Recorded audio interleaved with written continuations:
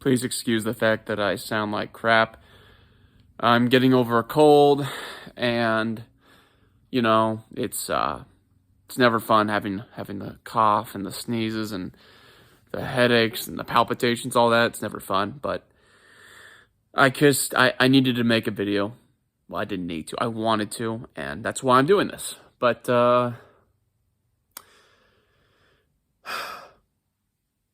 modern foods are drugs.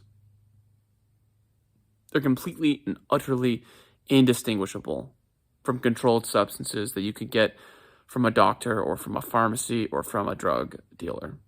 They function the exact same way. The only difference is they don't have excessively acute effects, temporarily brazened, right?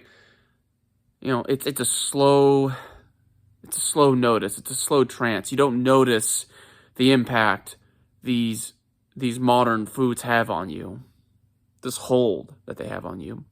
And they're 100% the reason our society is chronically sick, chronically inflamed, having all these health problems, all these health issues. And I would argue even probably a lot of our mental health issues and our hormonal issues. Men's testosterone levels have been going down for the last 30 years, and that's not normal. And there's a cause for these things.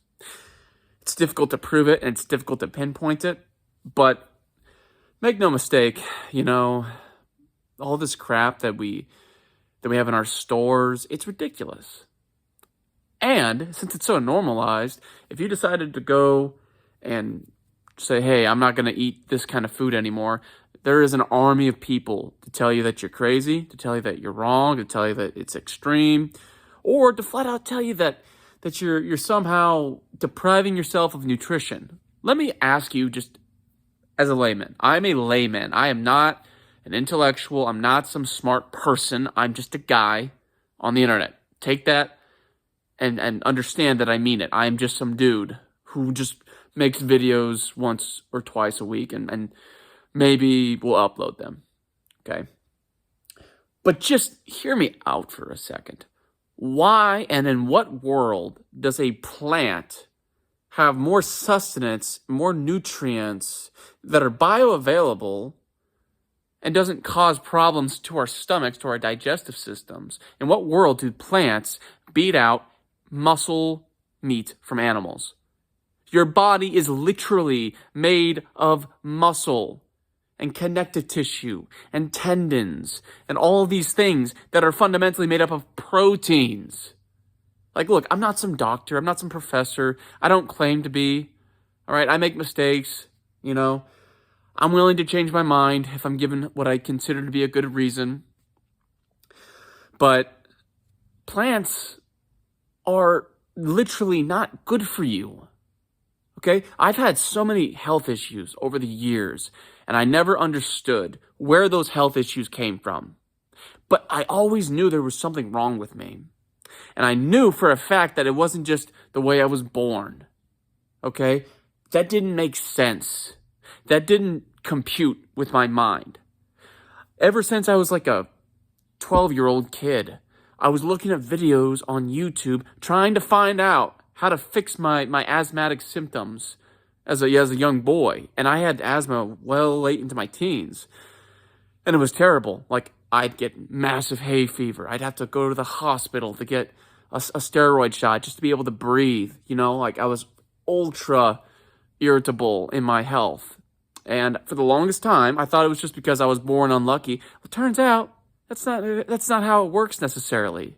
There are multiple factors that go into your body's immune system, its ability to resist toxins, and your environment. And it's possible that when I was conceived, it was under, not so great circumstances, in regards to my parents. No disrespect to them. I love them. But that's a possibility. And that could have been a contributing factor which led to my predisposition for being asthmatic dependent upon my diet. Okay, because not everyone who eats a standard American diet gets asthma, but people are getting asthma. And I literally reversed it. I reversed asthma from removing, and I didn't even understand this at the time, but when I was around 16 to 17 years old, I decided I wanted to join the Marine Corps. I figured it would be a good experience before I would plan to be a police officer. Obviously, that changed. I'm not a cop, but I decided I wanted to be in the Marine Corps. And I went ahead and I just thought to myself, okay, I'm just going to have to work 10 times as hard as everyone else to meet the standards.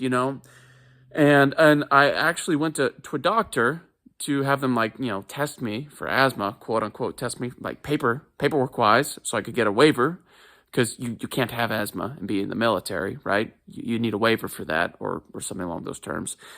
And, the doc went ahead and measured me after I'd been running for like a year straight, and those runs were hell. Those were far harder. Those are some of the hardest things I'd ever done in my life, to be honest. But I went ahead and I ran and I ran and I ran. It was just pain. But as I was going on runs, I just, by happenstance, would remove the slop, right? The goy foods, the foods that are high in polyunsaturated fats and carbs and additives and sugars. I'd remove them. I just started to eat regular whole foods, because I was just going off of what was normal knowledge at the time. And I was going outside shirtless on my runs in the sunlight. Sun-skin contact is inherently uninflammatory. It reduces inflammation. Okay, that could have been a contributing factor to elevating my ability to breathe, to run, and to have better lung capacity.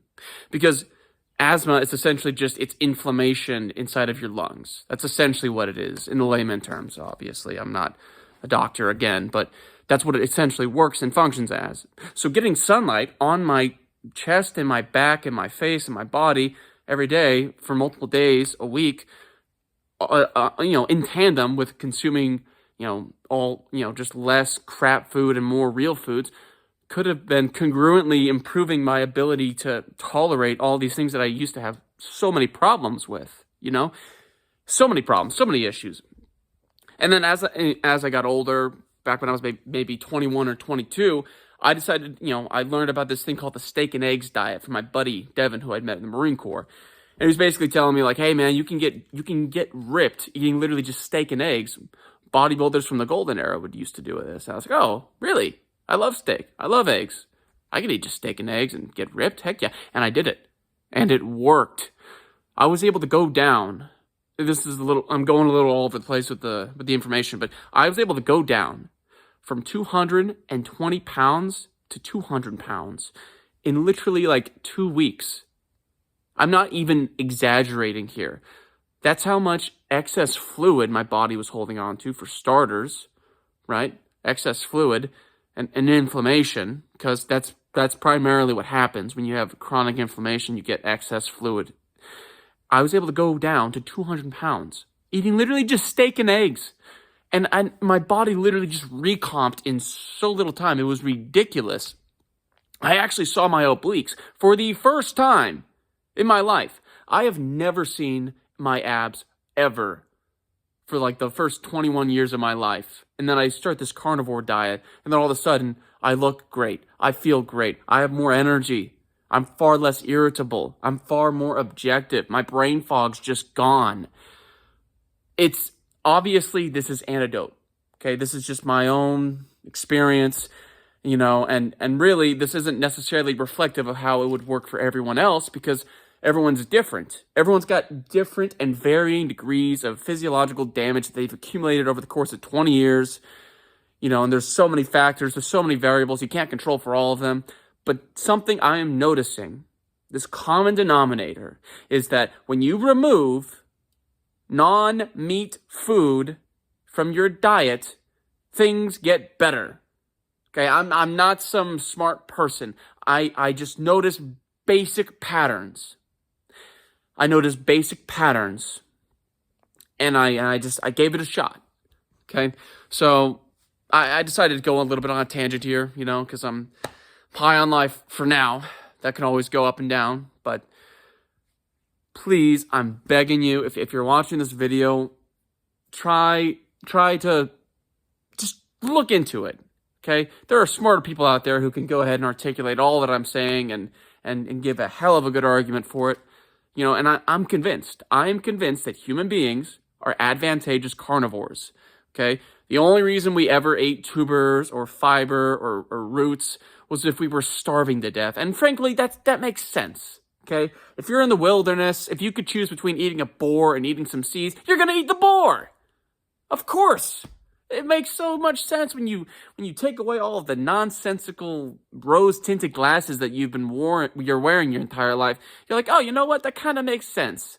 You know, an animal's going to be far more satiating, and there's no toxins you have to worry about. There's no anti-nutrients, there's no tannins, there's no oxalates, there's no phytates. These compounds that are literally designed to deter animals from consuming them. Look that up.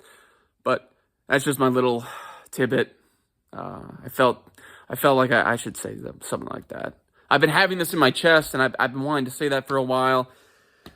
You have to go ahead and just do it sometimes. But if you watch my video, thanks. I appreciate it. Yeah.